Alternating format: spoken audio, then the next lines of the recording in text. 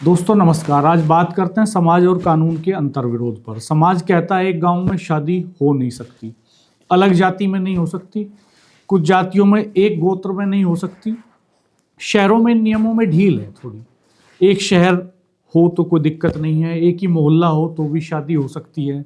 कानून कहता है कि अगर लड़का लड़की बालिग हैं तो जाति चाहे कोई हो, गांव एक ही हो, गोत्र चाहे एक ही हो, वो शादी कर सकते हैं, अपनी मर्जी से शादी के लिए स्वतंत्र हैं।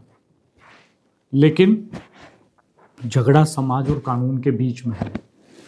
इस झगड़े में समाज और कानून के रखवाले सब कुछ जानते हुए भी अपनी अपनी जगह पर अड़े हैं। मेरठ के कपसाड़ गांव में एक दलित युवती और एक राजपूत युवक के गायब होने के बाद जो कहानी शुरू हुई वो हत्या, अपहरण, प्रेम, राजनीति, मुआवजे, बुलडोजर, एनकाउंटर की मांग और सियासी दौड़ तक पहुंच गई। जो भी इसमें कार्रवाई है, विधिक कार्रवाई, वो नियमानुसार की जाएगी। युवती की मां सुनीता अस्पताल में भर्ती हुई, वहां उसकी मौत हो गई। एफआईआर में अपहरण और हत्या का आरोप लगा। पुलिस ने इसमें सिर्फ 2 शब्द जोड़े, परिचित थे, दोनों परिचित थे। युवक और युवती आपस में पूर्व परिचित हैं और इन्हीं 2 शब्दों के बीच दर्जनों कहानियां पैदा हो गई। 3 साल का प्रेम, किसी ने कहा 3 साल से प्रेम में थे, किसी ने कहा मर्जी से गए हैं, किसी ने कहा लड़का नाबालिग है, किसी ने कहा कि पहले पंचायतें हो चुकी हैं, किसी ने कहा कि अप्रैल में लड़की की शादी होने वाली थी, किसी ने कहा कि ये लड़का पहले अपने पिता पर हमला कर चुका है चाकू से, किसी ने कहा कि माँ पर हमला बेटी ने किया, किसी ने कहा कि पिता ने हमला किया, अपनी पत्नी पर हमला किया। सत्य तलाशने का काम पुलिस का था, लेकिन पूरा मामला राजनीति के मंच पर चला गया। सांसद एक्सप्रेस वे पर दौड़ते दिखाई दिए, विधायक गांव में दौड़े, आरोप लगे, खबरें बनी। ट्विटर पर 2 पूर्व मुख्यमंत्रियों ने कमान संभाल ली। सरकार और विपक्ष राहत राशि के मामले में एक मत दिखे। बुलडोजर और एनकाउंटर की मांग भी एक सुर में उठी। 3 दिन पूरी पुलिस इसी में लगी रही। अगर वो काम नहीं होगा तो बुलडोजर भी चलेगा, सारे काम होंगे। और फिर अचानक से घोषणा हुई कि लड़की मिल गई है, आरोपी पकड़ा गया। अभियुक्त को गिरफ्तार किया है और अपहर्ता को बरामद किया है। कोर्ट में पेशी हुई, लड़का जेल भेज दिया गया, लड़की काउंसलिंग के लिए भेजी गई।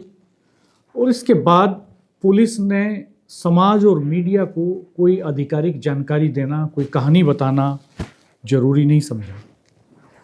अब पूरा सच केस डायरी में बंद है या मीडिया के सूत्रों की जबान पर है। फरसा कहाँ चला गया, तमंचा कहाँ चला गया, साक्ष्य कहाँ हैं, गवाह कहाँ से आएंगे, ये सब अब भविष्य के सवाल हैं। इंसाफ की देवी की आंखों की पट्टी कब की खुल चुकी है। उनके हाथ का तराजू वहीं का वहीं है। कपसाड़ का मामला अब शांत हो रहा है। समाज अपने मठ में, कानून अपने मठ में, राजनीति अपने मठ में, और सब कुछ जानते हुए भी सब अपनी अपनी जगह पर अड़े हुए हैं। कल फिर कोई पारस होगा, कल फिर कोई रूबी होगी, फिर कोई सुनीता होगी, फिर मीडिया दौड़ेगा, फिर नेता आएंगे, फिर आरोप प्रत्यारोप का दौर चलेगा, फिर समाज और कानून आमने सामने होंगे। जैन जी नए तरीके से रीति रिवाज बनाने पर अड़ा हुआ है। समाज अपनी जगह पर अड़ा है, कानून अपनी जगह खड़ा है। और दिल्ली के कनॉट प्लेस से मेरठ के कपसाड़ तक ये जो 400 साल की दूरी है, गौर से सुनिए, 400 मील की नहीं, 400 साल की दूरी है, वो आज भी उतनी है जितनी पहले थी। और इसी मोड़ पर गजलकार दुष्यंत की ये पंक्तियां इस पूरी कहानी पर सबसे सटीक टिप्पणी बन जाती हैं।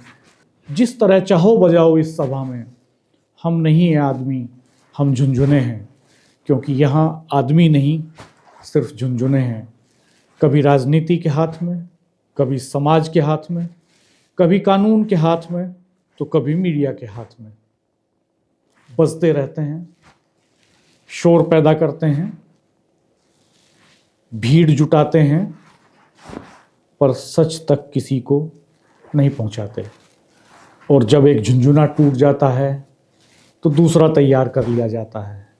कल कोई और पारस होगा, फिर कोई रूबी होगी, फिर कोई सुनीता होगी। दिल्ली के कनॉट प्लेस से मेरठ के कपसाड़ तक 400 साल की ये जो दूरी है आज भी उतनी ही है जितनी पहले थी। बस झुंझुने बदलते रहते हैं, सभा वही रहती है।